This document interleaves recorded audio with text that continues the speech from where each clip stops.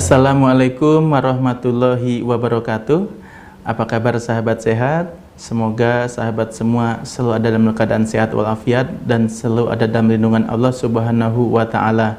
Berjumpa kembali dengan saya Dr. Firdaus di program Tips Kesehatan bersama Al-Bahjah TV yang pada kesempatan kali ini akan membawakan tema mensyukuri nikmat sehat. Ada 3 nikmat yang itu tidak bisa kita ukur, nikmat Islam, nikmat iman, nikmat sehat. Nah, nikmat Islam, nikmat iman jelas sudah tidak akan kita bahas. Itu anugerah karunia teragung yang Allah berikan pada kita.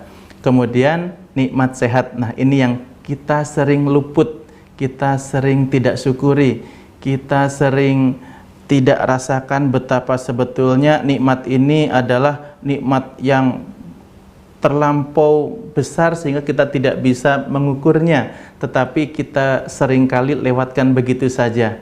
Baik, nikmat sehat, ingat tubuh kita adalah sarana menuju Allah Subhanahu wa Ta'ala. Syukuri kita punya mata, punya telinga, punya kemudian organ tubuh yang sempurna. Syukuri dengan apa? Pertama, syukur itu artinya gunakan untuk hal-hal hanya yang baik saja. Itu yang pertama. Yang kedua, pelihara. Nah, kita bisa membaca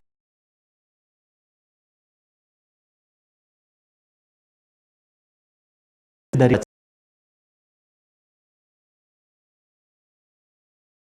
kitab, bisa kemudian melihat nikmat-nikmat Allah dari mata kita. Syukuri dengan cara apa? Pelihara kesehatan mata kita. Pelihara dengan cara bukan hanya manawi sifatnya, artinya manawi itu digunakan untuk yang hanya untuk yang baik, tetapi secara dohir juga harus kita jaga. Kita harus makan yang bergizi, kesehatan mata kita, kemudian tidak membaca di tempat yang gelap karena itu akan nanti merusak kemampuan mata kita. Kemudian perlakukan mata kita, penuhi hak-haknya. Hak mata kita apa? Istirahat, kemudian hak untuk kemudian tidak memandang sesuatu berlama-lama. Kita seringkali menggunakan mata kita untuk melihat Android kita, smartphone kita, mungkin laptop kita dalam waktu yang lama. Itu sebetulnya sedang tanda petik mendolimi kita. Nah, kita harus ingat bahwa mata kita perlu istirahat. Nah, kemudian semua organ tubuh kita hendaknya kita syukuri. Bukan hanya untuk yang baik dan pelihara kesehatannya. Nah, kita harus penuhi hak-hak dari semua organ tubuh kita. Terutama pertama, gizi. Jadi, semua organ tubuh kita memerlukan gizi yang seimbang, gizi yang baik. Dari mana gizi kita peroleh? Dari apa yang kita makan. Saran makan harus gizinya seimbang. Jadi ada karbohidrat, bahan tenaga, ada protein, bisa dari hewani, bisa dari nabati, sayur dan buah, dan kemudian jika ada susu sebagai pelengkap gizi kita. Nah, jika kita sudah berusaha makan yang bergizi, insya Allah sudah berarti kita ikhtiar maksimal untuk memenuhi hak tubuh kita dari sisi gizi. Yang kedua, hak tubuh kita adalah istirahat. Nah, sering terutama pada orang-orang yang masih kuat, anak muda misalkan. Nah, sering saking bersemangatnya bekerja, lupa istirahat, 2 hari tidak, 3 hari tidak tidur. Nah, sebetulnya kenapa? Dok, sehat-sehat saja dok, 2 hari tidak tidur. Nah, itu karena Anda masih muda, Anda adaptasi, tubuh Anda masih mampu mentoleransi kebiasaan Anda yang salah. Tetapi sebetulnya tubuh Anda sebetulnya sedang mendolimi. Jika itu kemudian jadi kebiasaan, kemudian tidak dirubah, lambat laun akan menjadikan kerugian terhadap kesehatan kita. Nah, yang ketiga, jangan gunakan melampaui batas. Jadi, jika kita beraktivitas fisik, hendaknya kita memperhatikan batas-batas dan melampaui apa yang menjadi kemampuan tubuh kita. Contoh, jika kita berjalan, misalkan ke barat terus, 1 kilometer, 2 kilometer, 3 kilometer, maka kaki kita akan mulai lelah, kaki kita akan mulai terasa sulit untuk melangkah kembali. Itu sebetulnya tubuh kita memberitahu bahwa batas kemampuan fisik sudah terlewati. Segera cari tempat istirahat, segera berhenti, segera kemudian tidak melanjutkan perjalanan. Nah, jika kita kemudian mematuhi tanda-tanda atau mungkin nyeri-nyeri yang dirasakan tubuh kita, itu artinya kita memperhatikan batas-batas kemampuan fisik kita. Nah, jika seseorang peduli terhadap hal-hal yang kecil seperti itu, maka terhindar dari sakit-sakit yang berat. Ya, banyak sekali saudara sakit dikarenakan tidak memperhatikan hal-hal yang sifatnya sebetulnya tidak memperhatikan batas kemampuan fisik. Jadi rasa lelah dilawan, ngantuk istirahat, kemudian jika badan sakit tetap bekerja. Nah, hal-hal yang sifatnya seperti remeh, tetapi jika itu kemudian sering dilakukan, maka akan merugikan kesehatan kita secara lebih besar dan merugikan. Sekian tips kesehatan kali ini. Mudah-mudahan kita oleh Allah dimampukan untuk mensyukuri apapun nikmat sehat, nikmat fisik kita. Jangan sampai Allah mengingatkan kita dengan cara syukur yang kita lengah syukuri tadi oleh Allah. Sekian tips kesehatan dari kami. Saksikan di tips kesehatan berikutnya hanya di Al-Baja TV. Assalamualaikum warahmatullahi wabarakatuh.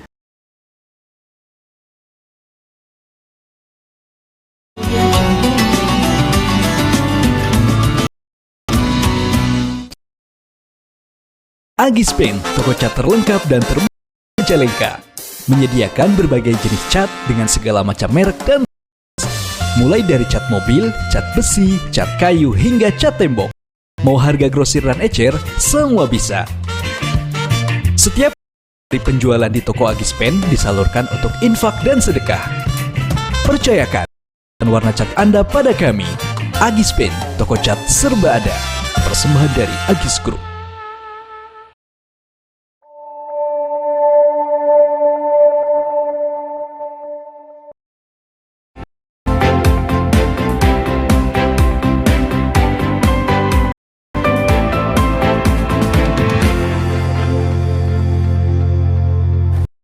Assalamualaikum warahmatullahi wabarakatuh. Apa kabar sahabat sehat?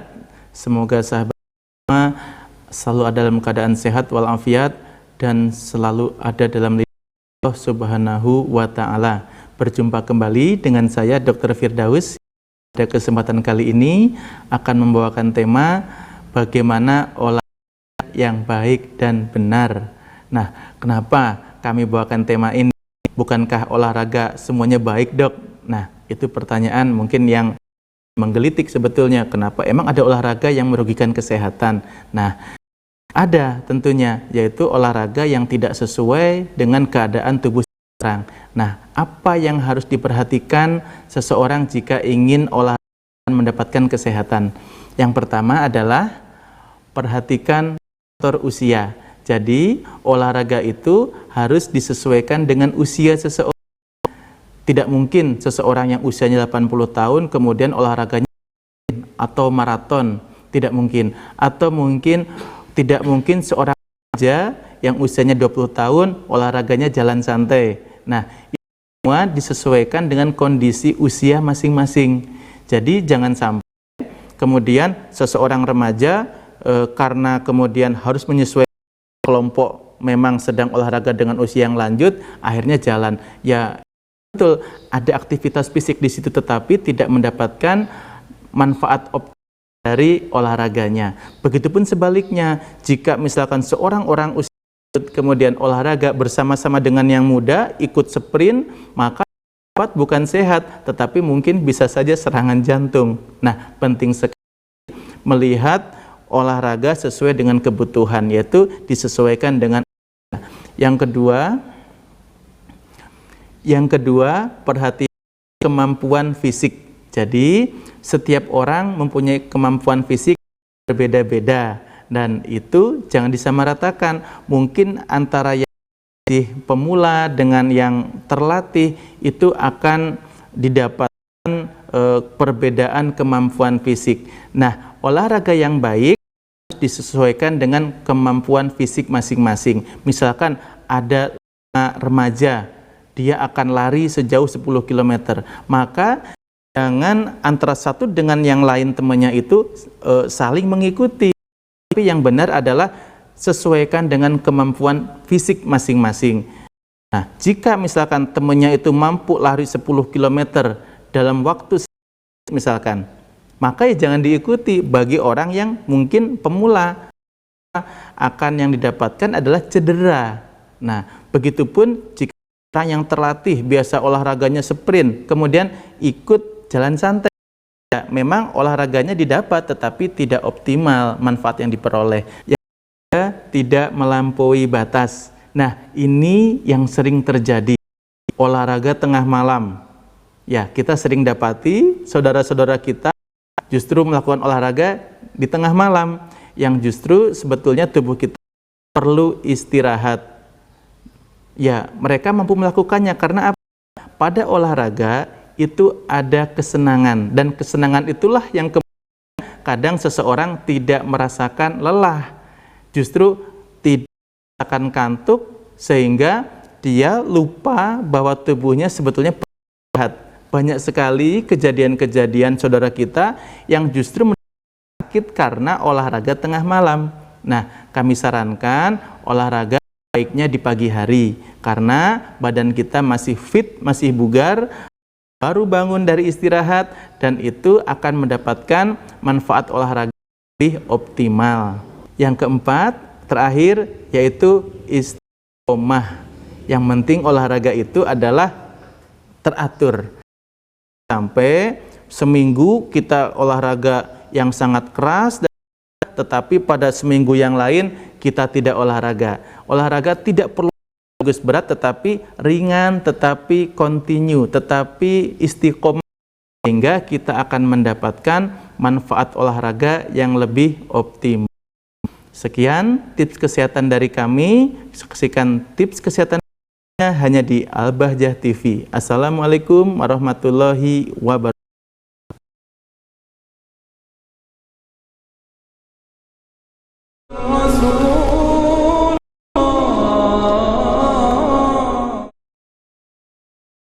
AB Chicken merupakan usaha keumatan yang tersebar di beberapa kota di Indonesia. Hadir dengan nuansa dan pelayanan yang syar'i, sebagian keuntungan AB Chicken disalurkan untuk kepentingan dakwah. Keramahan, kenyamanan, dan kemudahan adalah bukti pelayanan terbaik untuk Anda. Sajian menu ayam yang lezat hanya di AB Chicken. AB Chicken, lezat ayamnya, berkah nikmatnya.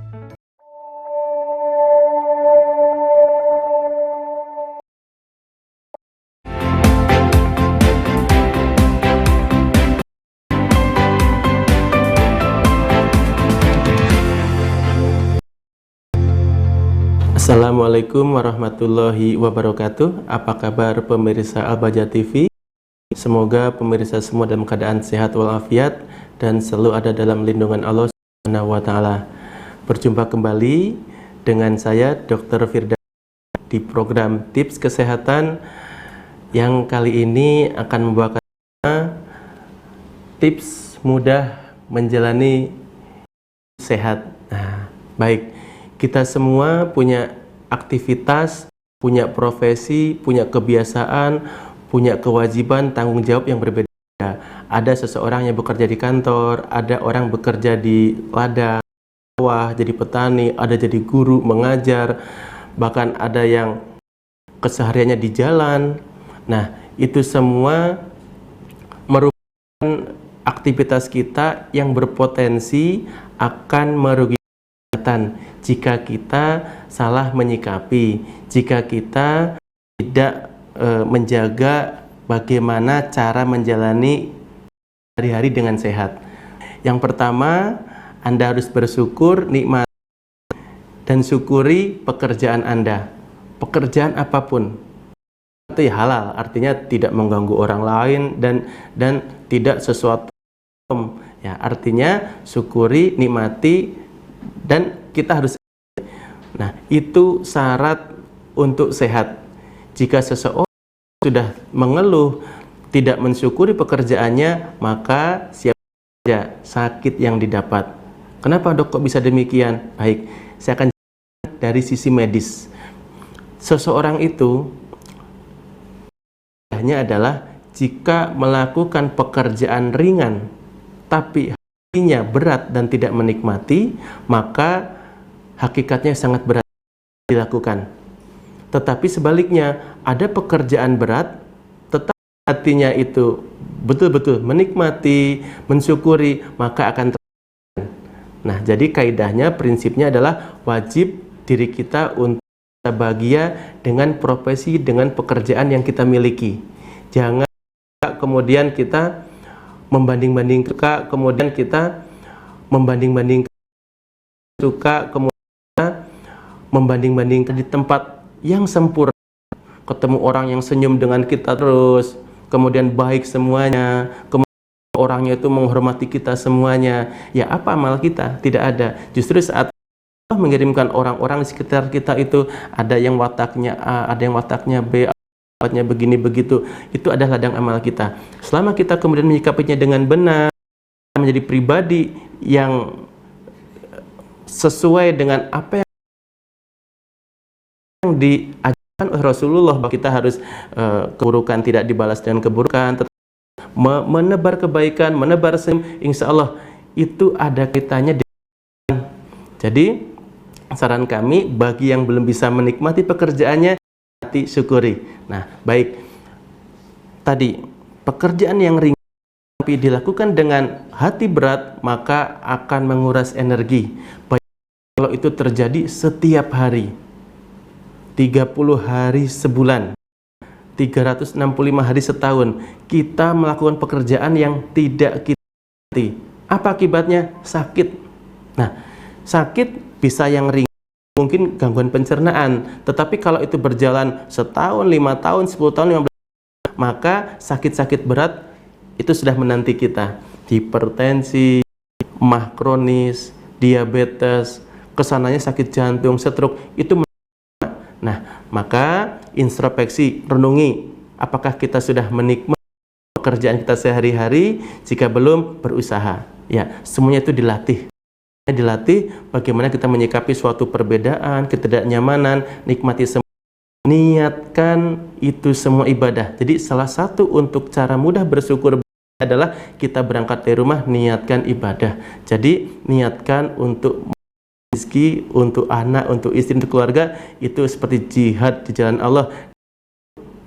Sangat membuat seseorang itu merasa bahagia dibanding orang yang merasa kerja itu adalah suatu kewajiban, kalau tidak nanti kemudian dimarahi atasan, kemudian kok tidak dihargai, nanti kecewa. Nah, itu harus kita latih, harus kita hindari. Baik, jadi mudah sekali bukan? Bagaimana kita supaya sehat dalam menjalani kehidupan sehari-hari. Laku dari bangun tidur sampai tidur lagi itu kita merasa bahagia. Ya, di kantor bahagia, di rumah semuanya bahagia, dan bahagia itu tanpa syarat. Kalau bahagia harus ada syarat, berat. Bukan bahagia yang tingkat tinggi itu. Jadi kalau misalkan bahagia hanya uang, bahagia itu kalau baru beli mobil baru, bahagia itu kalau punya rumah baru, maka itu yang bias sebetulnya. Jadi bahagia yang hakiki adalah bahagia tanpa syarat. Jadi nah, itu kita latih, dan latihan itu adalah sumber hidup kita. Mudah-mudahan kita dimampukan oleh Allah untuk mudah membuka hikmah, untuk dapat mudah bahagia tanpa syarat, dan akhirnya bahagia itu selain kita itu benar kita pada takdir Allah, juga kita akan mendapatkan kesehatan. kesehatan itu dipengaruhi oleh rasa bahagia di hati kita. Baik, karena sesuai dengan definisi WHO, sehat itu adalah sehat jiwa dan raga, sehat lahir dan batin. Artinya tidak mungkin seseorang itu tanpa jiwa yang sehat. Ya, jiwa yang sehat itu jiwa yang seperti apa? Yang bersyukur. Ya, mudah-mudahan tips kali ini bermanfaat. Nantikan tips kesehatan berikutnya bersama Al-Bahjah TV. Assalamualaikum warahmatullahi wabarakatuh.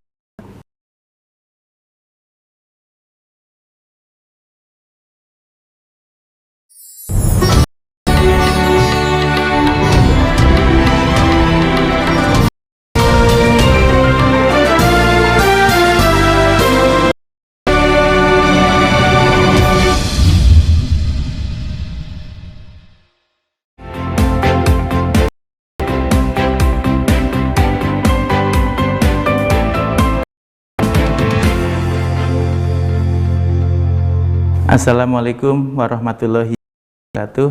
Apa kabar sobat sehat? Semoga sobat semua dalam keadaan sehat walafiat, sehat fisik, sehat raga, dan walafiat, yaitu sehat kita dapat kita gunakan untuk hal-hal yang bermanfaat, yang pada akhirnya kita meraih ridho Allah Subhanahu wa Ta'ala. Berjumpa kembali dengan saya Dr. di program Tips Kesehatan di Al-Bahjah TV. Yang kesempatan kali ini saya akan membawakan tema yang menarik. Sore ada pasien bertanya, "Dokter, saya setelah hujan-hujanan saya sakit. Apakah sakit saya memang betul karena hujan-hujanan, dokter?" "Oh, saya melihat orang lain hujan-hujanan tidak sakit." Nah, kami jawab bahwa sebetulnya hujan-hujanan itu tidak serta-merta menimbulkan sakit secara langsung. Kalau orang itu bugar, badannya sehat, sedang tidak kelelahan, sedang prima, maka hujanan pun insya Allah tidak akan mengganggu kesehatan. Terus yang sakit yang seperti apa, dokter? Jadi begini, orang yang kehujanan dia akan terpapar dengan suhu dingin. Nah, saat terpapar suhu dingin, maka tubuh akan beradaptasi, menghasilkan energi untuk memberikan suhu, memberikan sebuah adaptasi terhadap yang dingin. Pada adaptasi tersebut, tubuh memerlukan energi. Nah, pada orang yang sedang daya tahan tubuhnya turun, atau kelelahan, atau mungkin sebelumnya kurang tidur, atau mungkin makan, maka untuk beradaptasi terhadap suhu yang dingin, maka tubuhnya tidak mampu, sehingga yang terjadi adalah daya tahan tubuh bukannya kemudian membaik, tapi justru dengan dia akan daya tahan tubuhnya menurun. Karena di satu sisi tubuh memerlukan energi yang banyak untuk beradaptasi terhadap suhu dingin, tetapi badannya dalam kondisi yang lemah, sehingga pada orang-orang yang lagi kelelahan, yang tidur, yang mungkin belum makan, atau mungkin sedang mengalami gangguan kesehatan, maka jika kehujanan dapat dipastikan tubuhnya tidak adaptasi. Apa yang terjadi? Sehingga ya bisa terjadi mungkin sakit kepala, mungkin infeksi influenza, atau mungkin infeksi-infeksi lain. Itu sebagai akibat dari daya tahan tubuh seseorang yang turun. Nah, itu setiap diri kita harus dapat mengukur diri. Jika memang kita dalam kondisi yang tidak fit, maka jangan dipaksakan untuk hujan-hujan. Jadi kesimpulannya adalah bahwa tidak ada efek langsung dari air hujannya itu sendiri terhadap kesehatan tubuh kita, tetapi efeknya adalah bahwa jika tubuh kita dalam keadaan yang tidak fit, maka kita akan dapat beradaptasi dengan air hujan. Disitulah maka gangguan kesehatan akan mengganggu tubuh kita. Sekian tips kesehatan kali ini. Saksikan tips kesehatan berikutnya hanya di Al-Bahjah TV. Assalamualaikum warahmatullahi wabarakatuh.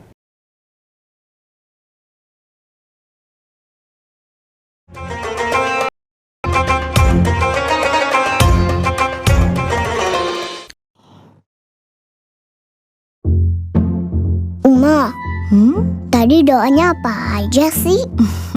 Kita udah selesai doa, Uma belum. Uma doanya banyak, Ra.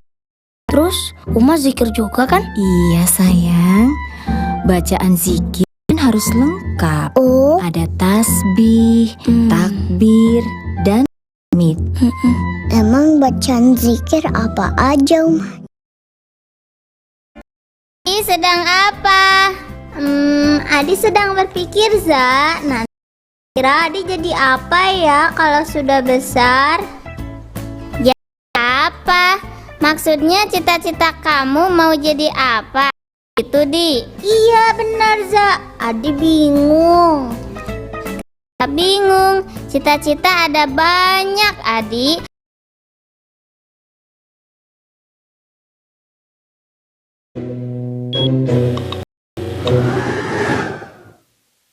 Hah, seger.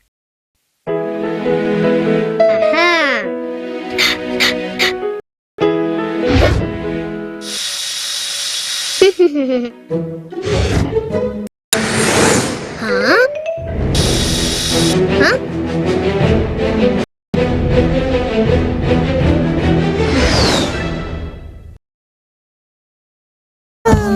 Awas, ketembak. Sudah selesai.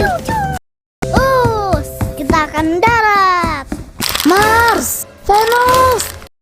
Kak Salman manggil siapa? Itu planet kakak. Astagfirullah. Kak, Safia nggak sengaja. Iya, nggak apa-apa.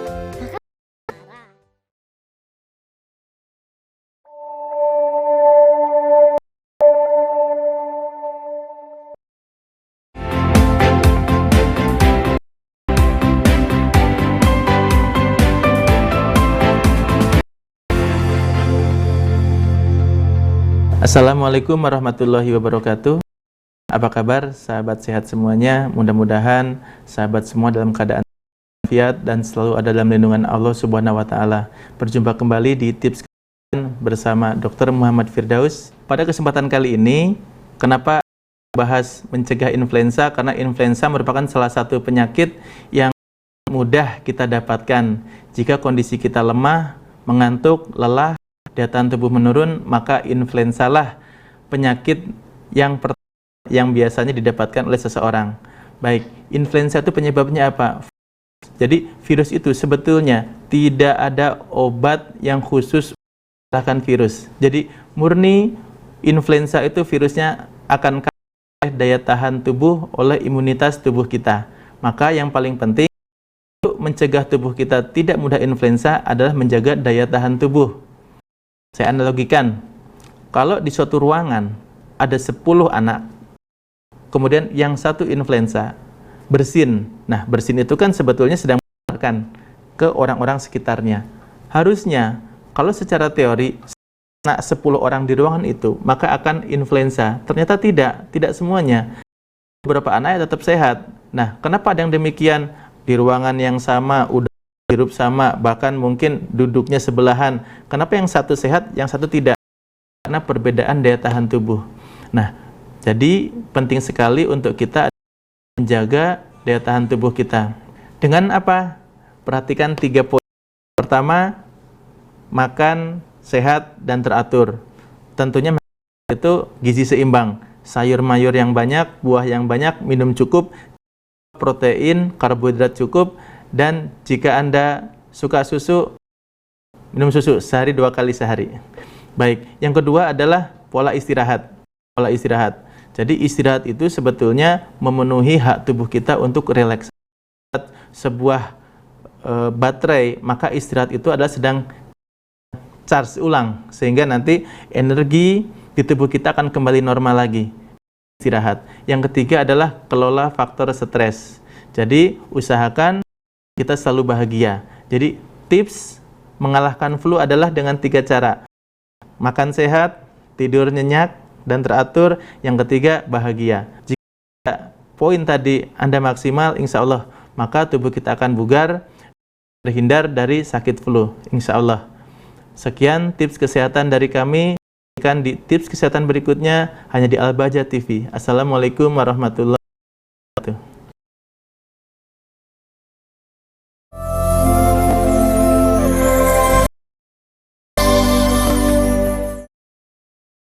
Maka kita harus memperhatikan, kita harus apa saja adab-adab yang harus kita perhatikan ketika di dalam rumah. Di antaranya yang pertama, perbaiki hubungan kita dengan Allah Subhanahu wa taala. Kalau nanti misalnya di idgham, di ikhfa, beda bunyinya. Min qablik, minkum. AB Chicken merupakan keumatan yang tersebar di beberapa kota di Indonesia. Hadir dengan nuansa dan pelayanan yang syar'i, sebagian keuntungan AB Chicken disalurkan kepentingan dakwah.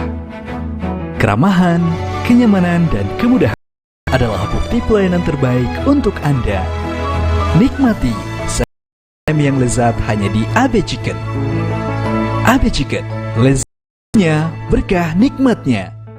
Sebagaimana pohon itu mempunyai akar, mempunyai dahan, ranting, ya, yang begitu banyak. Begitu juga disebutkan di dalam pelajaran sejarah tentang seorang yang biasanya disebutkan nasab ayah dan kakeknya. Adik-adik hafal nggak nih nasab Nabi Muhammad? Hafal ya?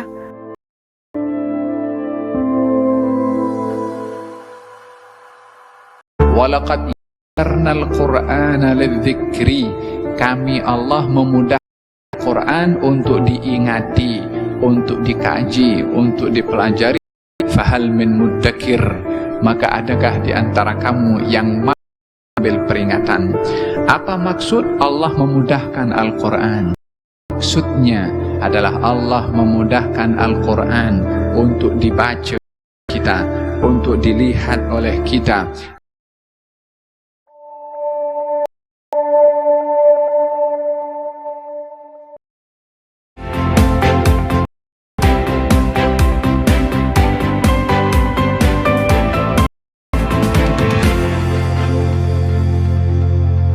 Assalamualaikum warahmatullahi wabarakatuh. Apa kabar sahabat sehat? Semoga sahabat sehat semua dalam sehat walafiat dan selalu ada dalam lindungan Allah Subhanahu wa taala. Kembali di tips kesehatan bersama kami Dr. Muhammad Firdaus yang kali ini akan membawakan tema yang sangat menarik, yaitu perbanyak maka Anda akan sehat. Ada hubungannya, Dok? Tentu ada. Di tubuh kita ada hormon endorfin, hormon bahagia. Hormon bahagia keluar, insya Allah semua metabolisme di tubuh kita itu sehat semuanya. Lambung sehat, irama jantung teratur, pencernaan juga normal, aliran darah normal, tensi bagus, semuanya. Sistem tubuh kita, metabolisme tubuh kita itu dipengaruhi oleh hormon tadi, hormon bahagia.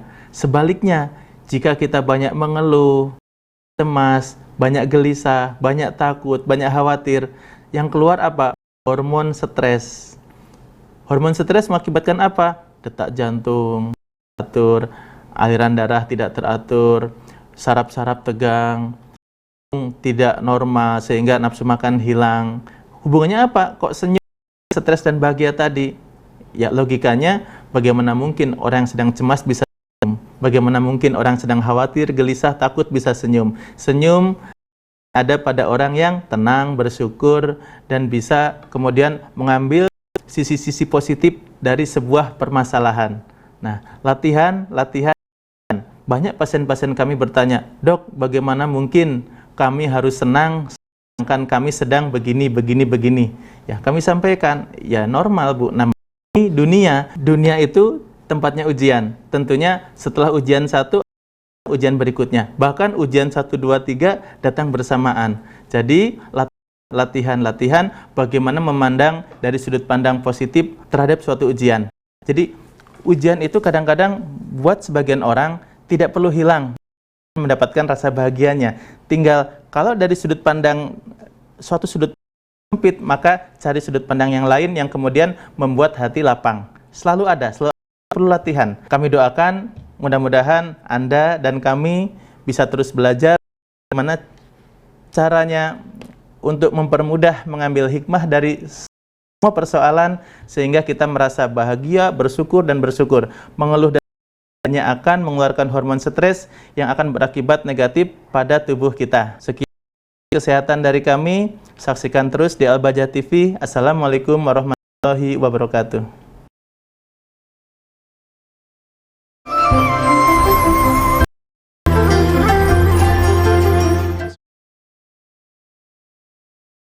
Yatamassaku bi, yang dia pegangi, wa yasiru alai, dan dia jalankan. Moga-moga Allah Subhanahu wa taala memberikan kepada kita keazaman untuk mengenal lebih dalam tentang sirah Nabi Muhammad SAW, sirah yang mendidik kepada hati dan jiwa kita, sirah yang membagi semangat untuk meneladani Nabi Muhammad SAW.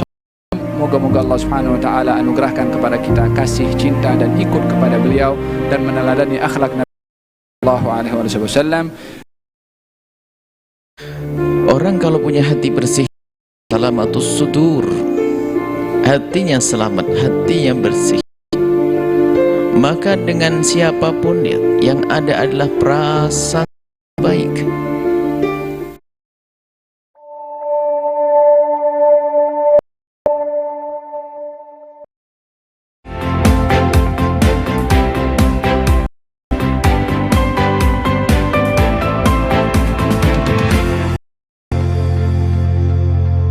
Assalamualaikum warahmatullahi wabarakatuh. Apa kabar sahabat? Semoga sahabat semua dalam keadaan sehat walafiat dan selalu ada dalam lindungan Allah Subhanahu wa taala. Berjumpa kembali di Tips Kesehatan bersama kami Dr. Daus, yang pada kesempatan kali ini kita akan membawakan tema bagaimana tips sahur yang sehat. Baik, setiap orang tentunya punya pengalaman tidak sahur, tetapi ternyata mampu menjalankan puasa sore. Apakah hal demikian diperbolehkan? Nah, kita akan membahasnya dari bidang medis. Jadi, sahur itu selain itu ada keberkahan, kan ada pahala yang besar pada makan sahur. Dari tinjauan medis itu adalah untuk memenuhi hak-hak tubuh kita. Jadi, tubuh kita tetap memenuhi kebutuhan energi, protein, vitamin, mineral yang lengkap dan air dalam cukup. Maka seseorang itu hendaknya dari sudut pandang medis wajib sahur, karena tubuh kita tetap memerlukan itu semua untuk dapat menjalankan aktivitas, dapat menjalankan metabolisme dengan baik, dan akhirnya kita mendapat badan yang tetap bugar walaupun menjalankan ibadah puasa. Oleh karena itu, ibadah puasa ini tidak menjadi alasan untuk kita bermalas-malasan. Justru puasa ini hendaknya kita menjadi motivasi untuk meningkatkan kita. Maka jangan lewatkan makan sahur.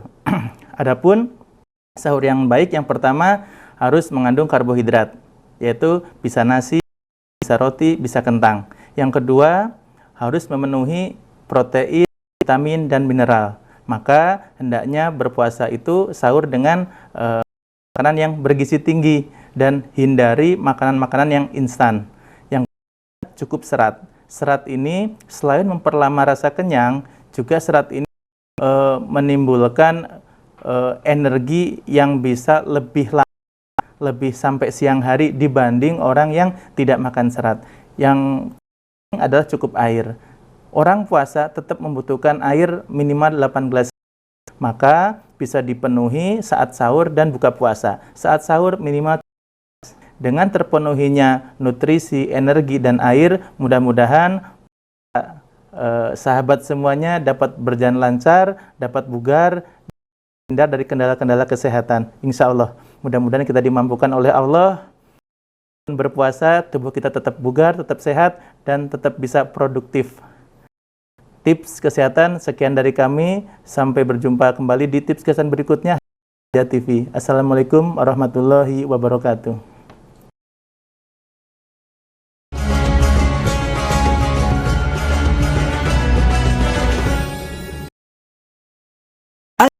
Toko cat terlengkap dan termurah di Majalengka, menyediakan berbagai jenis dengan segala macam merek dan kualitas, mulai dari cat mobil, cat besi, cat hingga cat tembok. Mau harga grosir dan ecer, semua bisa. Setiap keuntungan dari penjualan di toko Agispen disalurkan untuk infak dan sedekah. Percayakan urusan warna cat Anda pada kami. Agispen, toko serba ada. Persembahan dari Agis Group.